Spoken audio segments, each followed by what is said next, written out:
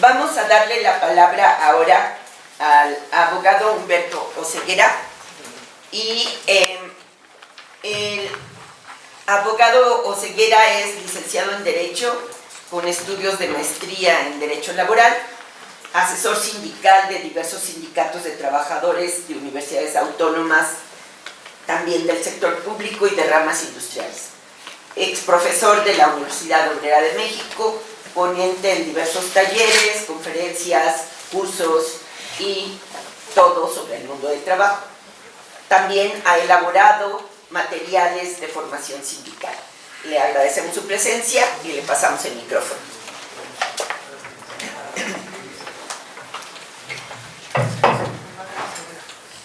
Pues buen día, muchas gracias por la invitación. La verdad es que yo no soy teórico, tampoco soy un académico, investigador.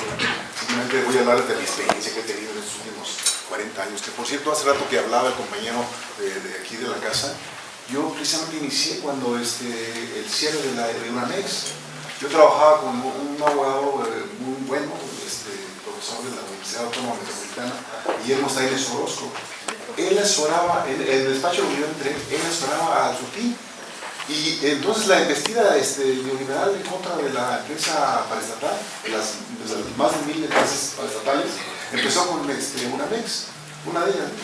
Y ahí, a pesar de que no se justificó legalmente la quiebra, la cierre, y incluso estando en huelga, pues era ya una decisión política. Me acuerdo que se juntaban a los mejores abogados de ese momento, los abogados del sindicalismo universitario, Fernández del Real, Gómez Gutiérrez, y bueno, todos los mejores abogados según aquí de la ciudad. Y la verdad es que, pues, lo más que hubo, pues la verdad, no se pudo revertir, ¿no? La correlación de fuerzas no le favorecía, como tampoco favorece actualmente a los trabajadores, la verdad, ¿no? Incluso esto se demuestra con el proceso último que vivimos de la legitimación de los contratos. El sindicalismo corporativo blanco sigue ahí, y el sindicalismo independiente es muy reducido, es muy reducido. O sea, deja mucho que desear la situación de los trabajadores en México. Es decir que se habla de una tasa de desindicación de alrededor del 10%.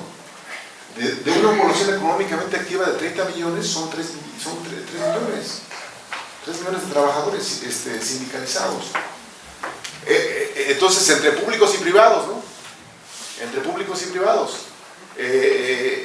Se habla de que en el Seguro Social hay inscritos 21 millones y en el ISSSTE otro tanto, y en los sistemas estatales de seguridad social el resto, es decir, de 30 millones de trabajadores municipales, estatales, federales y privados, 30 millones. Bueno, pues ahí el sindicalismo independiente no ha tenido capacidad de formular iniciativas de ley que favorezcan a sus representados. Sí, por el contrario, ha estado siempre a la defensiva. Ahí me tocó, estaba yo en el sindicato de la Metropolitana cuando se vino la contrarreforma a la ley del Seguro Social en el 97, y luego la contrarreforma de 2007. La lucha legal, amparos contra leyes casi era inédita aquí en México. Nunca se cuestionó, por ejemplo, la reforma del 80, que fue totalmente contraria a la Constitución y a los tratados internacionales, en donde se negó al sindicalismo universitario la sindicación nacional, ¿no? Y se le despojó de su materia de trabajo académica, ingreso, promoción y permanencia del personal académico. Se redujo el sindicalismo universitario a sindicalismo de administrativos, que con la reforma de Calderón del 12, pues prácticamente la libre movilidad, polivalencia, certificación, la subcontratación, la generalización de los fondos temporales y libre despido, todo lo que implicó la reforma de Calderón, pues prácticamente abarató como muchísimo la fuerza de trabajo, el costo de la fuerza de trabajo. Entonces, hay que ver el tema, como dice la compañera, de manera integral. O sea, ahora sí que, como alguien dice, pues es que es el gobierno al que podemos acceder. Dicen, ¿cómo? Entonces ya no podemos acceder más allá a este gobierno que se llama progresista, la cuarta transformación. Pues los trabajadores no han sido sujetos de derecho, no, salvo la Constitución del 17, que por ahí se colaron algunos vagonistas, como Vaca Calderón y Macías y un tal Antonio Soto Díaz Gama, zapatista y Flores Magonista. No ha habido en los creadores de las leyes, de todas las leyes que tienen que ver con el mundo del trabajo, no ha habido una participación activa de parte de los trabajadores y sus dirigentes. Todo el marco jurídico laboral no es favorable a los trabajadores. El convenio, el artículo 123 del 17, su ley reglamentaria negó los derechos colectivos o restringió de una manera indebida los derechos colectivos de los trabajadores, y profundizó en la reforma del 80 y a los trabajadores al servicio del Estado prácticamente les anuló sus derechos colectivos. La creación del apartado B y su ley reglamentaria. Entonces eso explica por qué han prevalecido las federaciones, confederaciones y sindicatos corporativos, es decir, un sector del viejo partido del gobierno, ¿no? Ellos eran los grandes diputados, falsos senadores, falsos gobernadores, falsos funcionarios públicos desde siempre, ¿no? Desde la tradición de la Casa del Oro Mundial. Bueno, está bien que esta iniciativa se proponga, se eleve a rango constitucional, porque es el mayor blindaje que puede haber, ¿no? Es muy difícil modificar la Constitución. Pero bueno, ¿por qué? ¿Por qué si tiene la expresión de un hastío de 40 años de neoliberalismo, por qué tan moderada es la propuesta? ¿Por qué no revertir toda la contrarreforma a la seguridad social, de la ley del Seguro Social y la ley del ISSSTE? Y ya se vio, como lo comentó nuestra compañera ponente anterior, que a quien va dirigido es muy reducida la gente. ¿Qué no las leyes tienen un carácter general para todos los trabajos públicos y privados, estatales, municipales?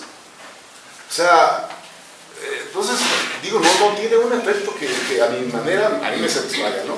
Y digo, o sea, se supone que tiene una relativa, una buena presencia en el legislativo federal, ¿no? Este gobierno, ¿no? Entonces, ¿por qué, digamos, quemar una iniciativa a nivel constitucional tan pobre, ¿verdad? Tan pobre, que incluso no necesariamente tiene el espíritu que dice la Declaración Universal, que los derechos humanos laborales, como es el de la seguridad social, son progresivos. Esta no es progresiva. Fíjense ustedes, los trabajadores, bueno, lo sabemos, ¿no? O sea, antes que la seguridad social existía la jubilación contractual. Y en la jubilación contractual no existían las condiciones que establece la ley de Seguro Social y la ley del ISSSTE, ¿no? Ahí era por tiempo de servicio, no por edad. Y era con salario integrado. Era con salario integrado. Mi jefe, cuando yo trabajé para el sindicato de electricistas, se jubiló de 48 años con salario integrado. 50,000 pesotes se llevó al mes. Bueno, una investida en contra de las jubilaciones contractuales, ¿no? Y todos los sindicatos nacionales, todo eso. Pero ahí está la memoria histórica, pues. O sea, los trabajadores, cuando plasmaron en sus contratos, se convirtieron en legisladores, crearon derecho. Necesitamos que los trabajadores, efectivamente, esta función legislativa la ejerzan, porque no la han ejercido. La ejercen nada más en sus revisiones salariales y contractuales. Y un reducido número, el sindicalismo independiente, ¿no? Acá incluso en el sindicato electricista se llama comisión legislativa. Yo recuerdo cuando nos tocó una revisión contractual, 1000 iniciativas de reforma al contrato colectivo. Lo que me sorprendió es de que un contrato de los 30, de 120 cláusulas, después de 80 años, seguía con las 120 cláusulas. Pues, ¿qué pasó aquí? ¿No? ¿Qué no es el contrato una fuente de derecho laboral? ¿Verdad? ¿Qué no es el que dijo Mario de la Cueva que había que observar para que la media se estableciera en la reforma del 70? ¿Ah? O sea, hay muchísimas cosas que por ahí hay que que la verdad, pues este gobierno, pues yo digo, no favorece mucho las cosas, porque incluso lo que sí expresa es que de alguna manera fracasó parcialmente la iniciativa de privatizar los fondos de pensiones. Yo participé en los grupos de abogados que cuestionaron la reforma del 2007, la reforma de la ley del ISSSTE, y efectivamente, o sea, los menos optaron por las cuentas individuales. La mayoría optó por el 10º transitorio, aun cuando pusieron condiciones, ¿verdad?, de edad y de tiempo de servicio, que la verdad actualmente todavía, eso también se puede revertir. Esa reforma del 2007 se puede revertir, pero necesitamos que los trabajadores asuman, se autodeterminen, reasuman su soberanía, ¿sí?, que no deleguen en otros, que se conviertan en un parlamento social, ¿verdad?, que genere un nuevo derecho, una nueva constitución, una nueva norma. El derecho del trabajo es fascista, pues. Nosotros que estudiamos, es copia del código laboral italiano, ¿no? Y las AFORES vienen de un gobierno, de una dictadura de Pinochet, ¿no?, como aquí se dice en la exposición de motivos. O sea, tenemos leyes, incluso las reformas laborales, son mandatos del Banco Mundial, pues, ¿no? E incluso las últimas reformas del TEMEC, ¿no? Por el TEMEC, ahí está, fue la reforma laboral del 17 y del 19. Que la verdad aquí el sistema político mexicano es experto en la simulación, ¿eh? Y la verdad, se salieron con la suya los viejos lobos de mar en el control sindical, ¿no? Y todos ya se sientan con López Obrador en el Palacio Nacional, ¿no? El 1 de mayo. ¿Qué es eso, pues, no? Es una incongruencia terrible. Bueno, en relación a la iniciativa ya en concreto, como dice la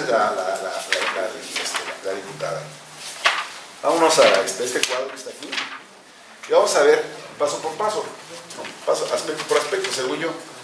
Pensión justa. Dice, toda persona trabajadora tiene un derecho a una pensión justa. ¿Qué querrá decir con eso de justa?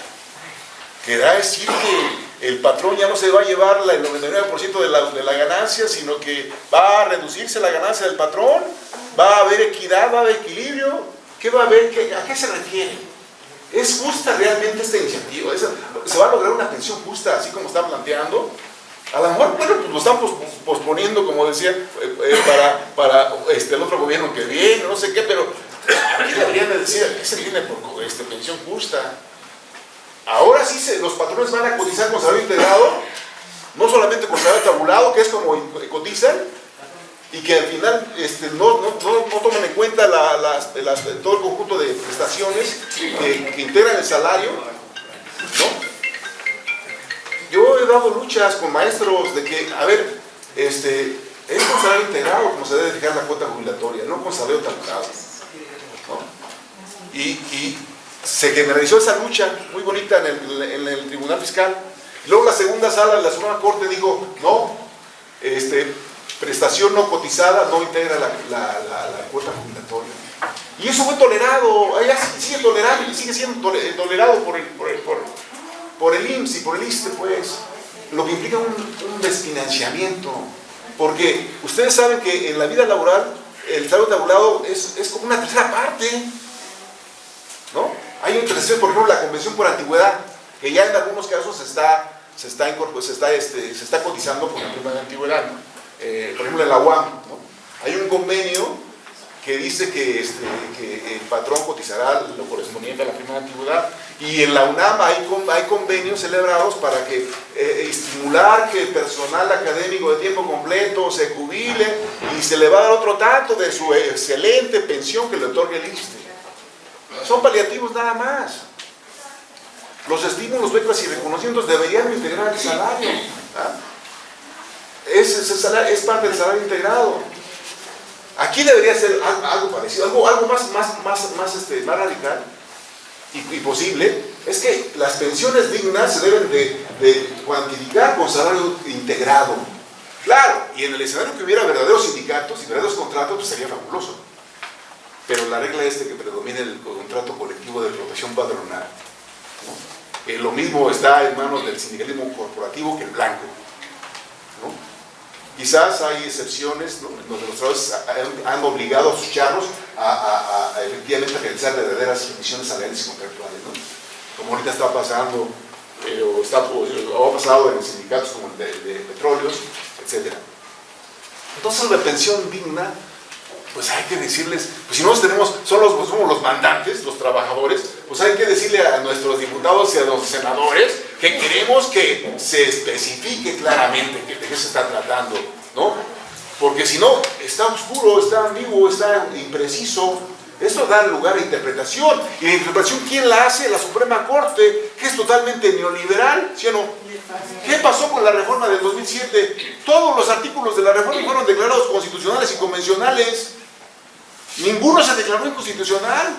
Totalmente abyecta a la oligarquía financiera internacional, la Suprema Corte. Que se debe con la suya, privatizamos fondos, aunque como quiera, los cientos de miles de amparistas lograron que, con su lucha, difundir que no permitir que se privatizaran los fondos de pensiones. Esa fue una gran lucha que se debe de profundizar porque se ve que hay investidad que no pueden por sí solos y con su mínimo grado de organización que tienen los trabajadores comportar adecuadamente, ¿no?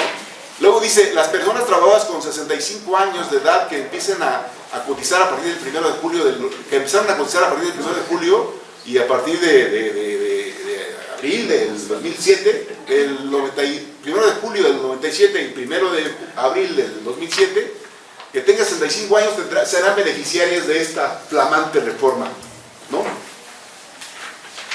Es decir, los trabajadores tendrían que esperarse al 2027, 3 años, los privados, y 13 años los públicos, para que accedieran a esta reforma. Ajá, de acuerdo a una cuenta que hice rápida, ¿no?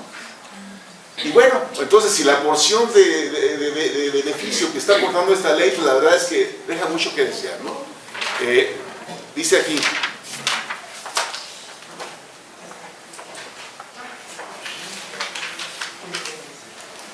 tendrán derecho a que su pensión de retiro por vejez sea igual a su último salario hasta un monto equivalente al salario promedio registrado en el IMSS. Pensión de retiro. ¿Y por qué no habla de todas las pensiones? Porque la ley del ISSSTE habla de como 3 o 4 pensiones, según recuerdo, según sabemos. Igual la ley del Seguro Social. Pensión de retiro es nada más una. ¿Ah? Y quizás es a la que se ha aludido en esta mesa, ¿no? A la que proporciona las AFORES, etcétera, el pensionista. Bueno, con equivalente al salario hasta por un monto equivalente, es decir, salario equivalente, es decir, si el salario promedio de los trabajadores, como aquí mismo dice, el salario promedio es de 16.700, entonces pues ese salario, no sé cuántos trabajadores con salario mínimo hay aquí en México, ¿no? Pero no van a ser muchos. Dice que el promedio, la compañía decía que el promedio del salario es de 3 salarios mínimos a nivel nacional. Entonces está hecha para esa gente. Entonces no va a haber movilidad en las universidades, por ejemplo, no va a haber movilidad personal, porque igual se van a morir en la raya los académicos, ¿verdad? Porque dicen, pues a ver, yo activo me llevo 120, 130, 140 mil pesos, al diablo con su reforma, ¿no? Mejor me muero en la raya. O sea, debe de haber una que resuelva el problema nacional, porque creo que este es un problema que hace, esos topes de 10 salarios mínimos y de 25 salarios mínimos de la ley de Seguro Social son una condición que ha hecho que no haya un movimiento pensionario nacional cabal, pues. Entonces, pues no hay nuevas plazas porque no se jubila nadie, ¿no? No hay rotación, no hay rotabilidad, no hay movimiento escalafonario en las universidades. Yo que conozco en las universidades un poquito, en la UNAM, ¿no? En la UAM los académicos ya tienen 70, 75 años y siguen todavía ahí en su situación, digamos, de decisión obrera, como yo estoy dando clase, porque pues si se van nada más le dan máximo 10 salarios, el tope 10 salarios mínimos, ¿no? ¿Cuánto es de 200? Como 20,000 pesos, ¿no? Entonces, de 60, 70, pues obviamente que ya no corresponde el tipo de vida que ha llevado toda la vida, en esos 30 años, al que va a llevar ahora, y sí lo van a condenar a la miseria total, ¿no? Bueno, las personas trabajadores a partir de los 60 años de edad mantendrán su derecho a una pensión garantizada, flamante, pensión garantizada, salario mínimo, ¿no? O sea, 7,000 pesos, 7,000 pesos. Con 7,000 pesos, ¿quién vive, pues? O sea, la desigualdad entre salario y ganancia prevalece, pues. Es un gobierno que mantiene y reproduce un sistema capitalista, neoliberal. Entonces yo digo que, pues digo, si efectivamente se va a consultar, se va a haber asambleas en los distintos sitios de todo el país, como comentaba la diputada, pues los trabajadores deben de dar su palabra, ¿no? Pero pues para eso deben de conocerla, deben de conocer esta iniciativa, y la verdad es que no creo que refleje un mandato popular, obrero, así como yo la veo. No sé a quién se le ocurrió, si por la coyuntura que se está viviendo, o por qué razones, ¿no?